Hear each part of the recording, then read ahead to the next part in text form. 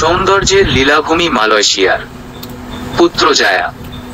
নান্দনিক সৌন্দর্যের লীলাভূমি মালয়েশিয়ার প্রশাসনিক রাজধানী পুত্রজায়া। প্রকৃতি যেন দুহাত ভরে দিয়েছে দক্ষিণ পূর্ব এশিয়ার দেশ মালয়েশিয়ার এ শহরটিকে। ৮০-র দশকে তৎকালীন প্রধানমন্ত্রী মাহাথির মোহাম্মদের হাতে গোড়াপত্তন এ শহরটির। পুত্রজায়ার প্রাকৃতিক সৌন্দর্য উপভোগ করতে সাপ্তাহিক ছুটির দিনে এখানে ভিড় করেন প্রবাসী বাংলাদেশিরাও। মালয়েশিয়ার নান্দনিক সৌন্দর্যের লীলাভূমি প্রশাসনিক শহর পুত্রজায়া। স্বচ্ছ জল, সবুজ, শ্যামল, নীলাভ এখানকার প্রকৃতি। যানজটমুক্ত, পরিকল্পিত ও সাজানো গোছানো একটি শহর। পৃথিবীর অন্যতম আধুনিক ও শৈল্পিক স্থাপত্য শিল্পের নিদর্শন এই পুত্রজায়া। ৮০-র দশকে তৎকালীন প্রধানমন্ত্রী মাহাথির মোহাম্মদের হাতে এ শহরের গোড়াপত্তন। রাজধানী কুয়ালালামপুর থেকে প্রায় ৩২ কিলোমিটার দূরে অবস্থিত আধুনিক ও দৃষ্টিনন্দন স্থাপনার এ শহর মুগ্ধ করবে যে কাউকে। শহরটির প্রাকৃতিক সৌন্দর্য উপভোগে সাপ্তাহিক ছুটির দিনে এখানে বেড়াতে আসেন স্থানীয়দের পাশাপাশি প্রবাসী বাংলাদেশিরাও।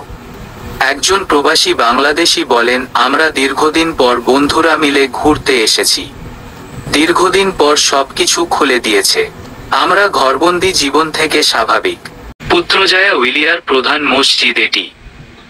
১১৬ মিটার উচ্চতার এই মসজিদের নির্মাণ কাজ শুরু হয় ১৯৯৭ সালে। নির্মাণ কাজ শেষ হতে সময় লেগেছিল মাত্র ২ বছর।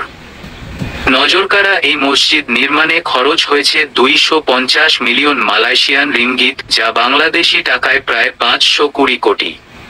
মালয়েশিয়ার প্রধানমন্ত্রীর সরকারি কার্যালয়ের পাশে লেকবেষ্টিত পুত্রা মসজিদটি দৃষ্টি কাড়ে পর্যটকদের।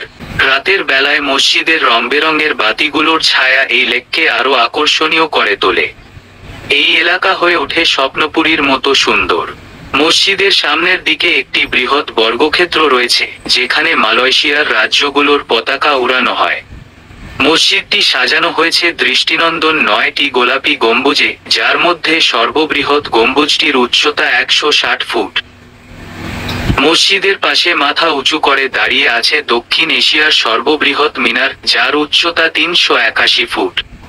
মসজিদে ব্যবহৃত গোলাপি রঙের গ্রানাইটগুলো মসজিদের